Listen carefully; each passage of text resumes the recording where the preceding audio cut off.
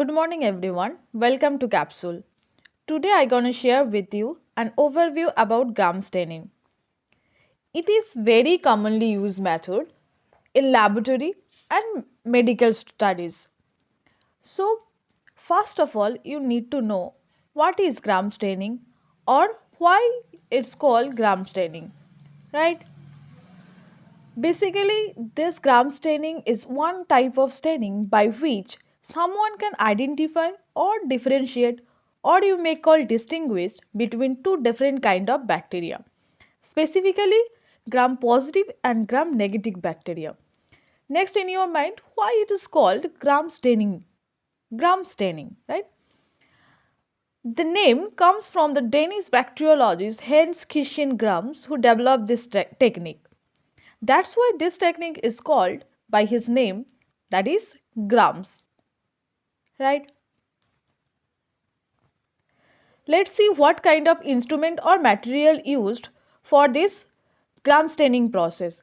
First of all, slide, Bunsen burner, inoculation loop, filter paper or blotting paper and a compound microscope.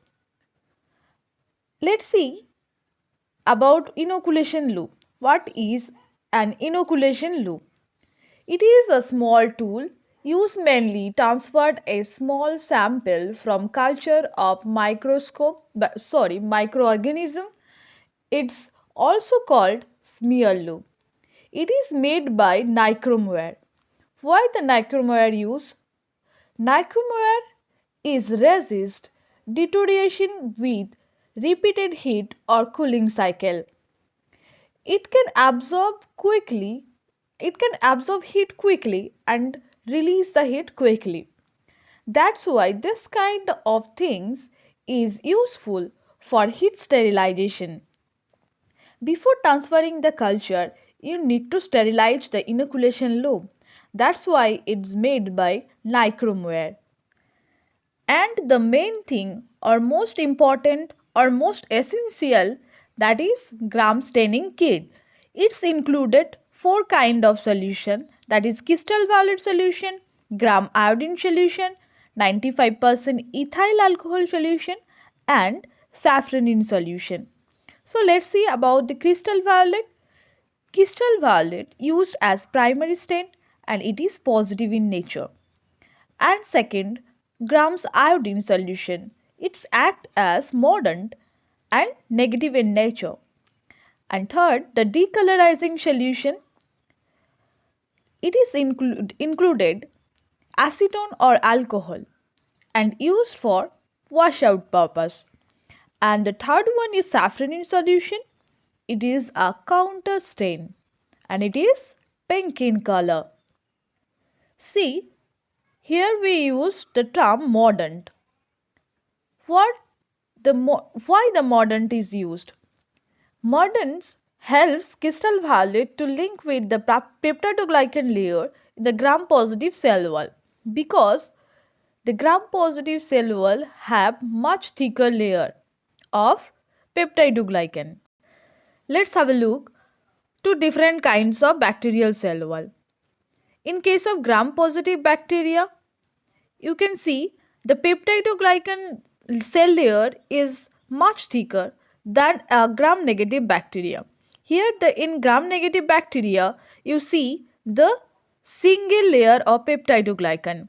In case of gram positive you may see the layer is much thicker. So and the mordant helps to crystal violet to adhere between the peptidoglycan layer. Okay. Basically, crystal violet is positive in nature and iodine is negative in nature. So they form a diiodine complex and it helps to adhere the crystal violet into the peptidoglycan cell wall or peptidoglycan layer of cell wall. So let's see the preparation. First of all, you need to take a grease-free slides and you need some bacterial culture which will identify by this method. Then prepare the bacterial smear and fixed it with heat on slide. That means heat fixation. Heat fixing is absolutely essential before staining. That is, heating of a smear on a slide briefly or gently partially melt the cell wall of bacteria. That means you have to quickly pulling it through a Bunsen burner, right? Pour few drop of crystal violet on the smear. Wait for a minute for air drying and wash the slide under tap water. Next, float the smear with grams iodine solution for about 1 minute. And next, again wash the slide under tap water and use decolorizing agent to decolorize the stains with ethanol. When we use the decolorizing agents, iodine and crystal violet complex, that is diiodine complex, washed out from the gram negative cell wall, right? Then you have to do wash the stain and then counter stain with the safranin for 45 seconds. Next, wash again the slide with water. After all this process, you need to see that after drying the slide, examine it under oil immersion microscope. And the microscopic view is like this, that is gram positive take the crystal violet colors and gram negative takes the counter stain, that is saffronin colors. So what happened here? You first take the crystal violet, both cells absorb the crystal violet and you give the iodine and they take iodine and they form complex, diiodine complex. After that, you take the counter stain, right? Counter stain, that is safranin. You give the safranin. In case of gram negative, sorry, before that you add decolorizer, which helps to wash out the diiodine complex from gram negative bacteria, not from gram positive. Then you give the safranin colors, which is count sustain, and the color of safranin takes the color in gram negative cell wall. But in case of gram positive, it does not. That's why it's look like blue or crystal violet colors in a microscopic view. But in case of gram negative, it takes the saffron colors, that is pink color, right? Let's see some example of gram positive and gram negative bacteria.